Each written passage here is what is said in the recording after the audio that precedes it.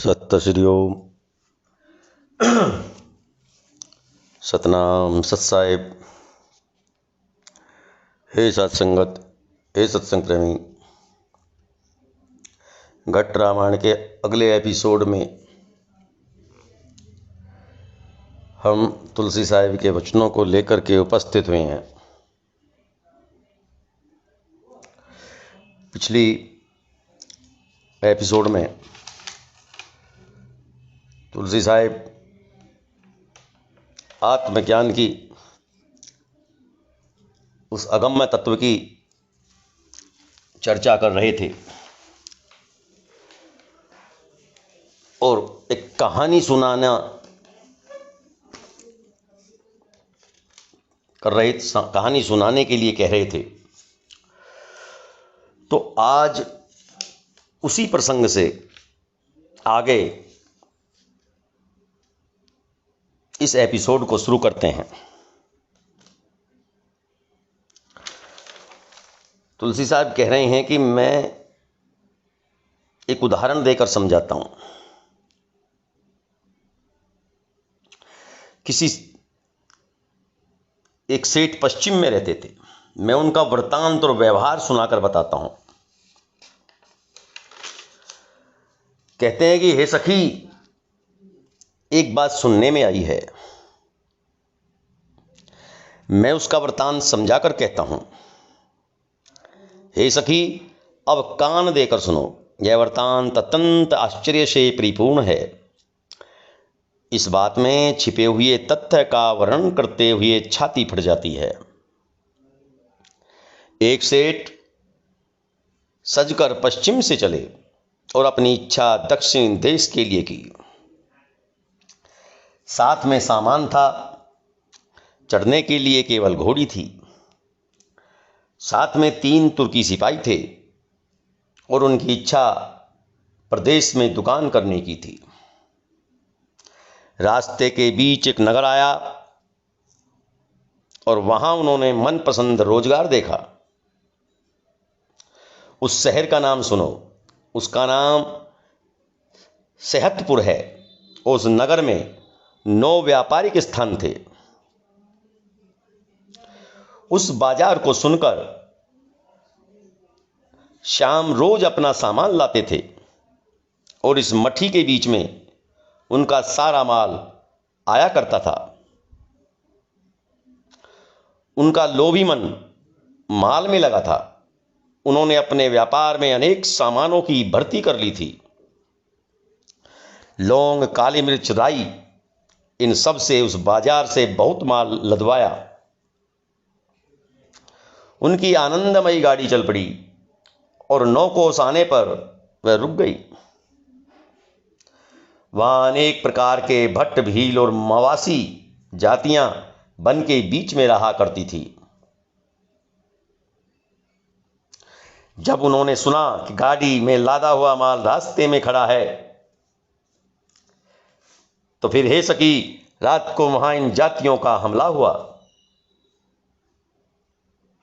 सेठ इसमें बीच में बंद हो गए और उनको पकड़कर जंजीर में डाल दिया। उनके साथ जो 3 सिपाही थे, वे सब भी उनके बैरी पर बैठे। वे 5 लोगों के बस में रहे तथा उन पर 25 लोगों का पहरा पड़ा था। उनकी विपत्ति का वर्णन मैं क्या करूं, आप उनके विषय में सुने। उन्हें रोगों का बड़ा कष्ट बढ़ गया। वे कहीं भी किसी गली से निकल नहीं पाते थे। अब बताओ भला अब वे अपने घर कैसे जाएं? वे अपने घर का आदि अंत भूल गए। बिना संतों के कौन उनके घर का समाचार दे?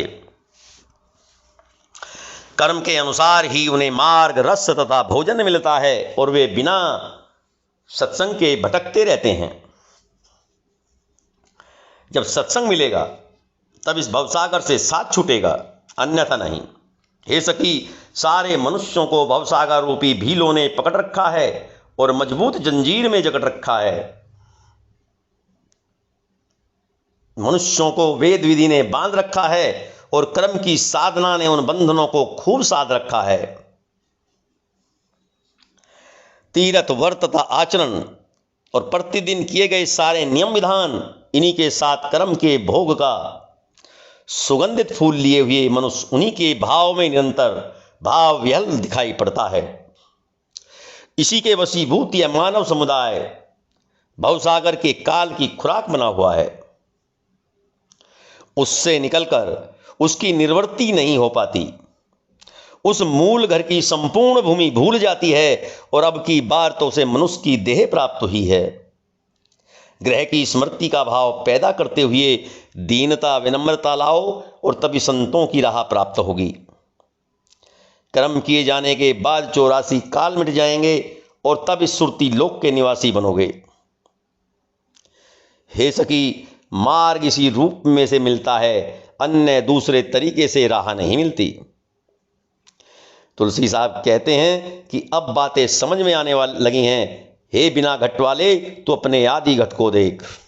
अब कागज पर लिखे हुए तुम्हारे सारे कर्म फट जाएंगे, तभी मन की मांगी हुई दूरबीन से उस परम तत्व को देखोगे। तुलसी साहिब ने कहानी सुनाई और इस कहानी का भाव 25 प्रकृति, 5 कर्मेंद्रियां, 3 तत्व, सतरजदम आदि का ही ये जो विवरण है, जो दृष्टांत है, कबीर साहिब ने दिया है।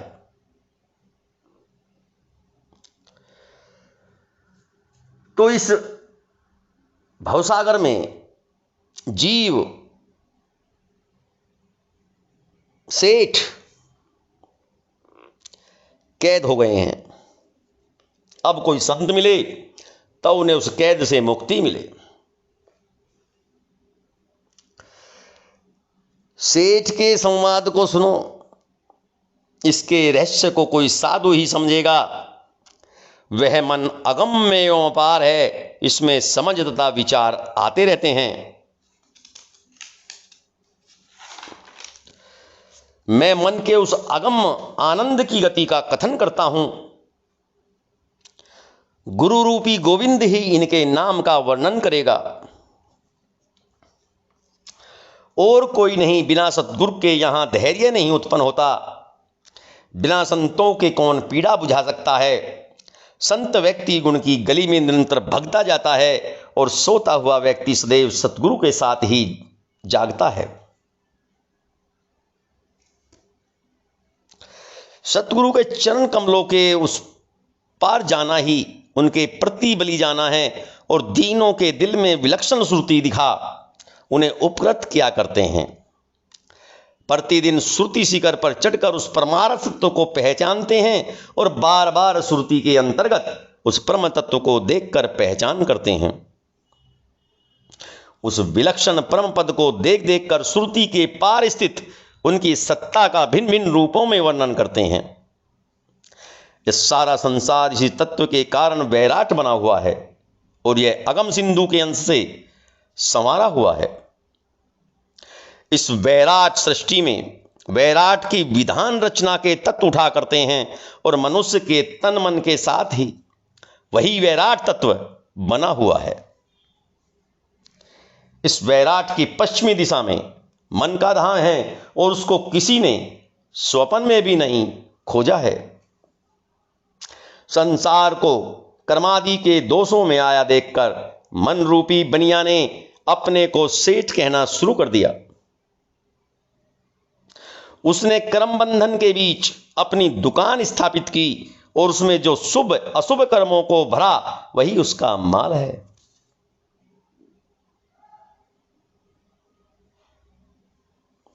इस संसार में उस अशुभ कर्म के साथ वेद आदि के बंधनों को जोड़कर इस संसार के ब्रह्म रूपी तत्वों की जंजीर पर चढ़ा दिया। काल का डाका नित्य प्रतिशय पड़ रहा है और संसार के पापों ने संसार के क्रम मार्गों को नाकाबंदी कर दी है। 5-25 चौकियां बसा दी और तीनों गुणों के बीच ही गुसाई का नाम स्थिर हुआ। यह उस कहानी का भेद बताते हुए कबीर साहिब कह रहे हैं, कर्म का जो कुछ भी सामान रखा हुआ था सेठ के यहां उन सब पर डाका पड़ा। बेचारा सेठ कैद के अंतर्गत हो गए। बताओ बिना सज्जन के अब उसका कौन उद्धार करे। सेठ अपने घर के अंतर्गत समस्त सार तत्व भूल गए और बिना सतगुरु के उनके सपने छूट नहीं सकते।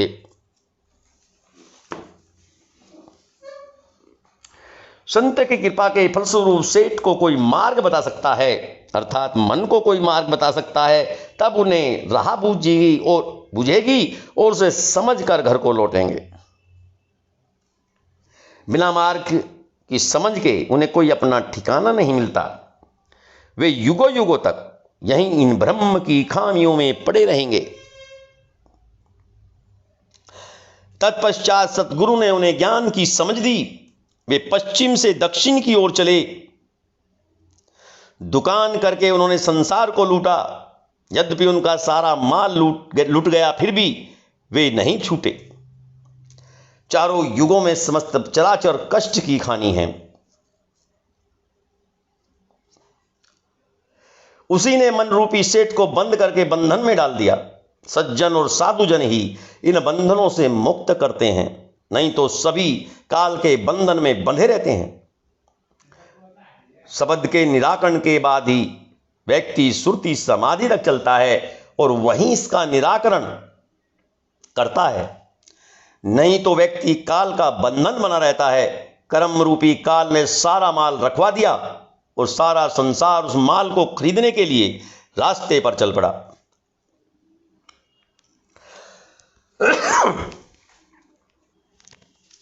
लोगों की समझ के लिए ही मैंने इस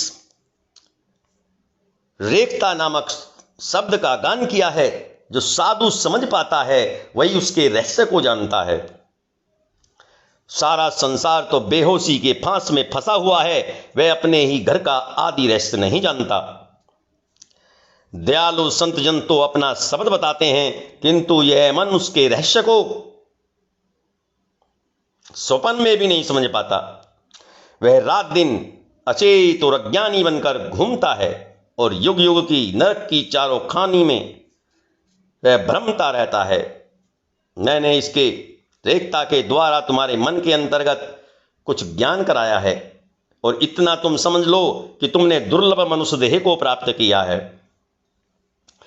आंखों से देखो और चित्त द्वारा समझो कि इस संसार रूपी भवसागर में यह जाल बंधन बह रहा है।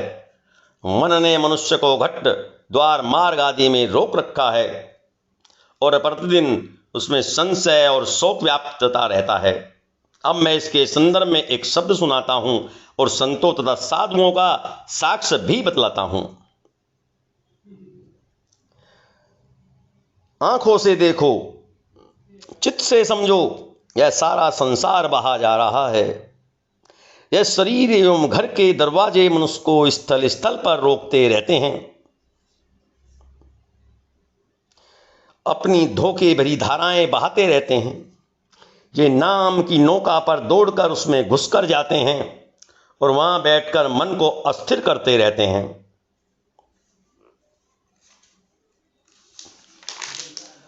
देवता मुनि गंधर्व और देवता, ब्रह्मा तथा विष्णु सभी जिसकी मन से सेवा करते हैं, किंतु बिना घट में प्रवेश लिए उस परम तत्व के रहस्य को नहीं जानते। नारद एवं व्यास तक उसके रहस्य को नहीं जानते और वेद उसे नेति नेति पुकारता रहता है। यह तुम्हारा शरीर तलैया की भांति सूख रहा है और तुम्हारा प्रवचन आदि ऐसा है जैसे शीशे के महल में कुत्ते को भौंकना। आशा और विश्वास के पास जाकर भटकते रहते हो। ना माया का सर्प तुम्हें निरंतर डसते रहता है और भटक भटक कर भ्रम में ग्रस्त रहते हो।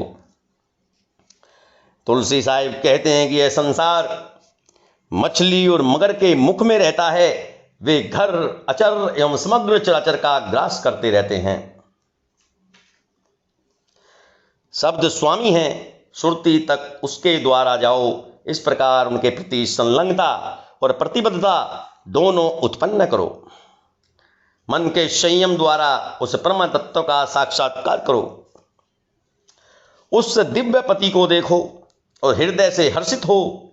उस पार उसकी अट्टालिका है, वह अलक्ष्य है। मैं अकेली हूं, फिर भी मस्त चाल से उसके लिए निकल पड़ी हूं और उसकी परख मात्र देखकर मैं हठात आगे बढ़ जाती हूं। आकाश के बिहार के विलक्षण उच्च शिखरों पर प्रेतम को हठात देखा। उसका इस प्रकार देखने वाली प्रेतमा ही प्रिय को भली लगती है। हे सखी, प्रियतम के साथ उसके घर तक चलो। कबीर साहिब ये शब्द संगत को सुना रहे हैं। वह चतुर सहेली शून्य के बीच खेलती रही और कर्म के तत्व को बहाकर अपने प्रियतम से मिली। वह धारा के बीच दौड़कर अपने आराध्य से मिलाप कर लिया और पिंड में चढ़कर अपनी चमक बढ़ा दी। वह घुमड़ घुमड़ कर बादल की भांति कड़क भरे स्वर कर रही है। वह श्याम एवं सुंदर बादलों जैसी विलक्षण श्रुति है। ये अनाड़ी साधु जन उस मत के मूल तत्व को नहीं जानते। वह संतों के होठों पर रस की भांति स्थित है और संसार के विसरस से वे भिखारी हैं, अर्थात बहुत दूर हैं, तथा वे संतों द्वारा प्राप्त श्रुति रस का आनंद ले रहे हैं। ये संतजन क्षण मात्र में ही गुरु की संशक्ति के कारण अंतर्वर्त में उस घर जाकर उस तत्व के समीप पहुंच जाते हैं। तुलसी साहिब कहते हैं कि वह सतगुरु का मर्म है जिसे पूर्ण और परम गुरु ही प्रदान करता है और उस तत्व को प्राप्त करने के लिए कोई विरला शिष्य ही गुरु तक पहुंच पाता है। जिन व्यक्तियों ने सतगुरु की शरण को लक्ष्य बना लिया, वही सुरति के मध्य परिपक्व होता है। वही पदमपुर में स्थित कमल के अंतर्गत जाकर आनंद प्राप्त करता है, जो उसके हृदय में समाकर उसे आनंदित कर देता है। हे सखी सुनो, मैं अपने प्रीतम पुरुष के प्यार का वर्णन कर रहा हूं। उसी में मैं उसका आदि मध्य तथा अंत भी बताऊंगा। जो जैसा है या हो चुका है, उसी भाव से वह उस तत्व को देखता है। मैं ठीक उन्हीं के अनुसार उस अगम तथा अलेख्य पुरुष का वर्णन करता हूं। विपत्ति के कारण इन लोगों ने अनेक भावों को प्राप्त किया और अनेक सुख दुख के भावों को बताया। उन्होंने खोजते खोजते खोज लगाया और उनके गुरु ने स्वयं समझ बूझकर सब समझाया। उन्होंने अपने वेश पंथ को पूरी तरह देखा, किंतु किसी ने भी उनके भेद का विचार करके कोई निर्णय नहीं लिया। वे खोजते खोजते बेहाल उठे, किंतु सारे संसार भर के लोग उन्हें काल कवलित ही दिखे। किसी ने भी उन जैसी बातें नहीं की। सारा संसार उनके भेद से ही उनकी समझ कर रहा था। उनके व्याकुल शरीर एवं मन में विरह समाई हुई थी। कोई यह नहीं जानता था कि इन्होंने अपने प्रीतम के पद को समझ लिया है।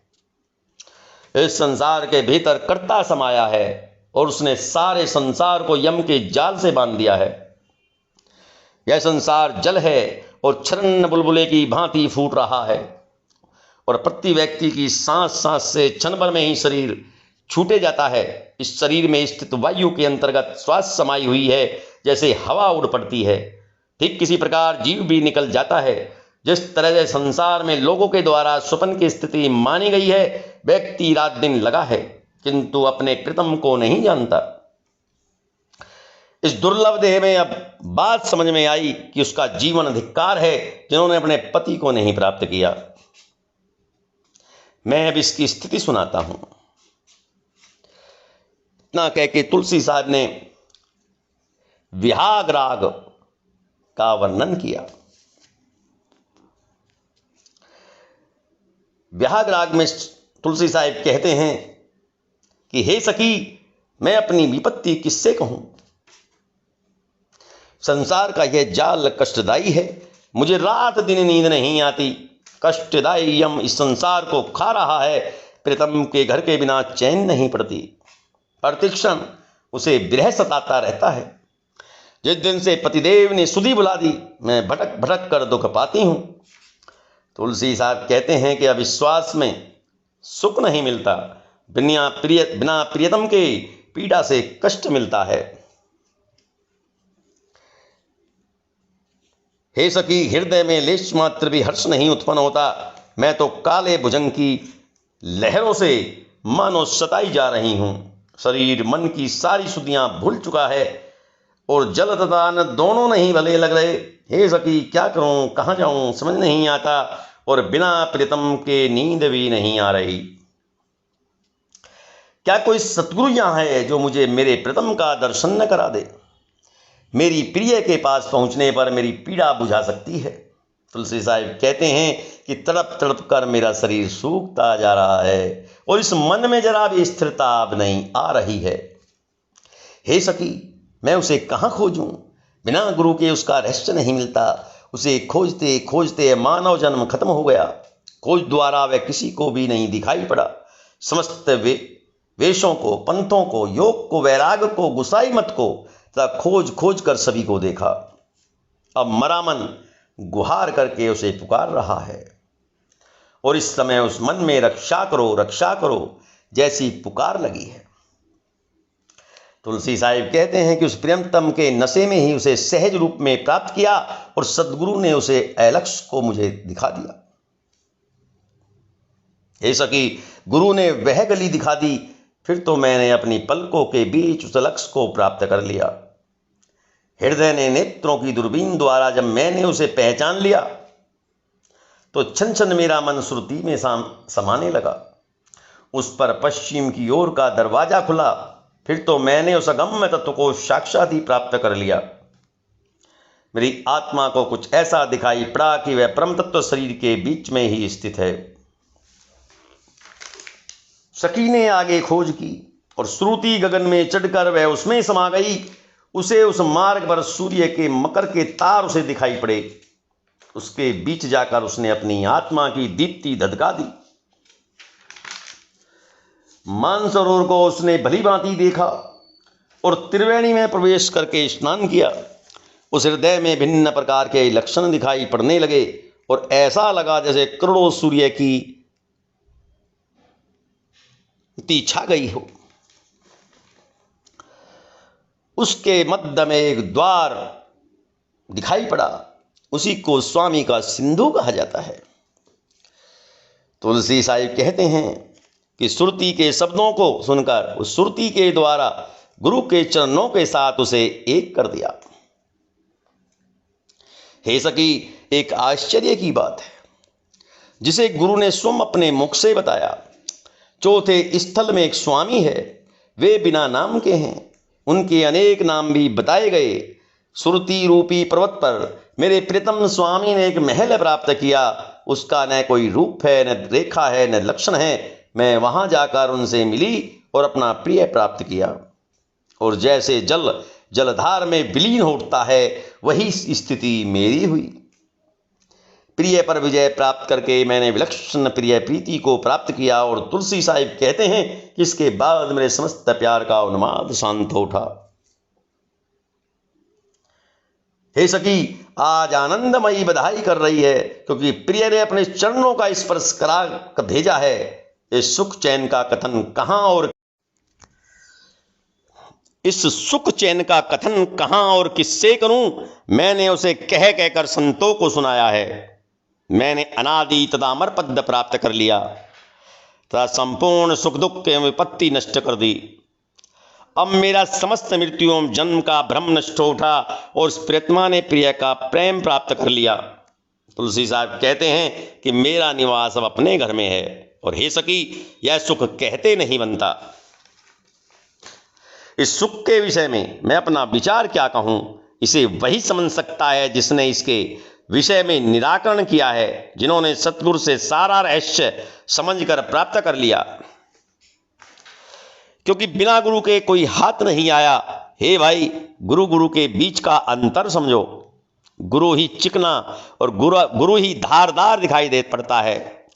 इस प्रकार से गुरु मत को समझो तथा विचारो। संत मत का सतगुरु मत इनसे भी प्रिय है। सतगुरु का संत मत द्वारा साधक अलख जगाता है और उनके द्वारा भाव उस परमात्मा के परम पद को प्राप्त करता है। संसार के जन गुरु भेद नहीं समझते, वे उसे बनिए की हाट दुकानें समझते हैं। वे स्वयं अपनी आदि नहीं जानते और बताएं वे अपने शिष्य की पहचान वस्तु कैसे प्राप्त करेंगे। संतों ने श्रुति के जिस मार्ग को पुकार कर बताया, सारे लोग उसको खोज खोज कर थक गए। संसार का जागतिक जीव बेचारा इसके विषय में क्या जाने। जैसे जैसे उसने किया उसी के अनुसार उसे समझा दिया गया और उसने भी उस कथन को गांठ बांध कर रख लिया, अर्थात अंतिम सत्य के रूप में स्वीकार कर लिया। इन संपूर्ण आशाओं के विश्वास में फंसकर वह मारा गया और अब किस प्रकार वह भवसागर के उस पार उतरे। उसने जगत गुरु का विश्वास नहीं किया और उनके गुरुओं को भी सतगुरु का मार्ग नहीं ज्ञात था। तुलसी साहिब कहते हैं कि सतगुरु तो सत्य ही दिखलाते हैं और पुण्य आदि तत्व का वरदान मिलने पर उनके लोग चले जाते हैं। मैं तो संतों का निष्काम दास हूं। उन्होंने कृपा की और मुझे वह दुर्लभ स्थान दिया। इसके बाद मैं अपना कल्प प्रतिकल्प जन्म जन्मांतर भूल गया। उन्होंने मुझे छोटा दास समझकर मेरे दुख को समाप्त कर दिया। बुद्धि तथा ज्ञान से हीन जानकर उन्होंने मुझ पर अतिशय प्रेम किया और उन कृपाशील संत ने मेरे मद तथा मोह को नष्ट कर डाला। सतगुरु ने मुझे सत्संगति के मार्ग पर लगा दिया और मैंने उन सतगुरु से संतों के सत्य मार्ग को प्राप्त कर लिया। चौथे स्थान के सतगुरु को जिसने जान लिया है उसका पूर्व जन्म नष्ट हो गया। सांसारिक गुरुओं से यह कार्य नहीं सिद्ध होता। मैंने ये सारी बातें सच कही हैं, किसी तरह का छुपाव एवं दुराव नहीं किया है। तुलसी साहिब कहते हैं कि सत्संगति ही परमार्थ ज्ञान का सार तत्व है, किंतु उसे यह ना समझ संसार नहीं समझता। श्रुति के साधक संतों का मत ही ज्ञान का द्वार है। इस घर को देखकर ही संतों ने सत्य का वर्णन किया। संसार के जन ना समझ अज्ञानी एवं कर्म में संसक्त उसी के वश में है। उन्हें संसार कैसे दिखाई पड़ता है, ये जल द्वारा पत्थर पूजते हैं। इस प्रकार वह भूला हुआ इस भवसागर में पड़ा हुआ है। सत्संगति कहती है कि जिन्होंने उसका साथ पकड़ा, उसे परम सत्य को प्राप्त किया और कर्म को नष्ट करके वे उस पार चले गए। जिन्होंने सत्संगति की प्रशंसा की, उन्होंने उस परम तत्व के लक्षण देखे। ये वे थे जिन्होंने उस परम तत्व के निवास का मार्ग पकड़ा था। कोई ज्ञानी उसे दूर अगम्य नहीं बताता, वह तो अगम्य है और वस्तुतः सार तत्व है। संत विचार करते हैं कि उस परम तत्व की गति विलक्षण है, उसका भेद अनंत है, किंतु साधक पार हो जाते हैं। उन मुक्त साधकों ने हमेशा उसके विषय में कहा है, ग्रंथों में यह गाया भी गया है और संतों ने उनके भेद बताए हैं और उनको समझाया है। मन के मद में उन्मत्त विषय वासना का रस लेते हुए ये सांसारिक यमराज की लातों की मार सहते हैं। यदि कोई उन्हें समझाकर बतावे तो उसमें उनका मन नहीं लगता और उनका ज्ञान महामद में विलीन है। वे समझते हैं कि उनका ज्ञान ऊंचा है और सबका नीचा। उनकी गुमान से भरी हुई बुद्धि तथा मत विषय सिंचित है। इस विषय में तो यही कहा गया है कि संतों की सत्संगति प्राप्त करके इस भूल तथा भ्रम को छुड़ाया जा सकता है और संत जन ही उस रहस्य का दर्शन कराते हैं। तुलसी साहिब कहते हैं कि तत्व विचार जिनका वर्णन मैं आगे करता हूं वही सार तत्व है। संतों ने भी यही कहा है, उनकी बातें पूरी तरह से ठीक है। व्यक्ति संतों का जब साथ पाता है तो वही सही है।